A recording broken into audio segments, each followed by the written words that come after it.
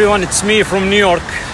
As you know, coronavirus those days pervades the world and many governmental systems almost collapse.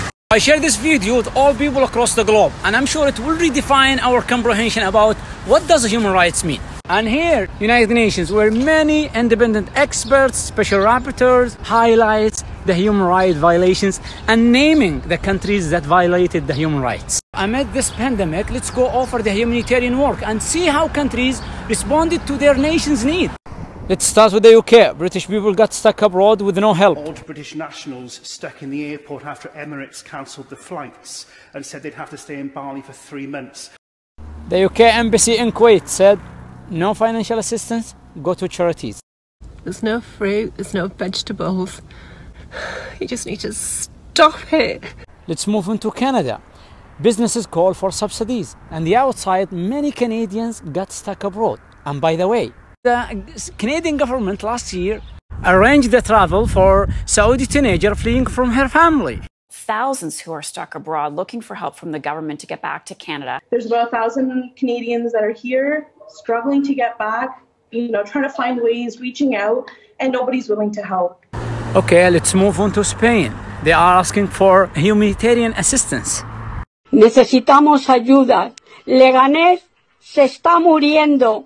No hay sitio en el hospital. Esto es una vergüenza a nivel nacional.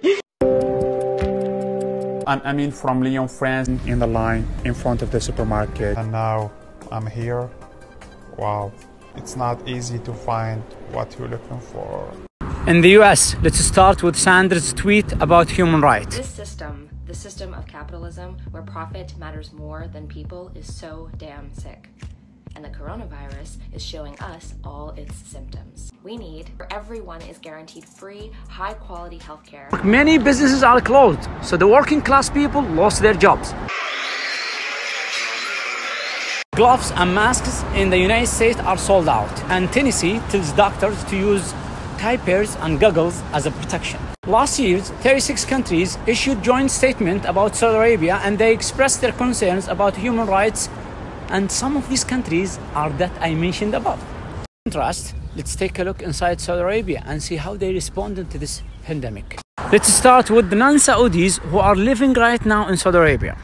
I'm actually advising Americans that are in the kingdom that I would strongly consider sheltering in place. Food supply is good, emergency services are sound. En Arabie Saoudite, hôpitaux publics, hôpitaux privés, tous accueillent, soignent les malades du coronavirus. Masks and gloves distributed for free in the street. All Saudis outside the kingdom hosted, isolated in comfort. See what our Saudi government provide us with 5 stars hotel full board free of charge. 코로나 때문에 그렇지만 사우디 아라비아 대사 직원들 아주 감사드립니다. I am Saudi. I got stuck in Moscow and my government provided accommodation at 5-star hotel with 3 full meals. I'm Saudi. I get stuck in New York. My government provided me free food and 5-star hotel. If you look at healthcare, if you look at life expectancy, we're looking at human rights. Human rights. The government will cover 60% of the private sector salaries. On top of that, Saudi Arabia granted free treatment for patients who got sick from coronavirus, whether are Saudis or non-Saudis. If I get sick here in New York, they will ask me about health insurance. This pandemic shows us the real value of the citizen to its government. Everything you hear about Saudi Arabia, it's based on false allegations and sensationalism which serves the politician or press agenda or interests. To conclude, what Saudi Arabia did, it's not a human rights. It's something more far away from our comprehensions, something called fatherhood, which is mutual respect, love and care between the government and its people.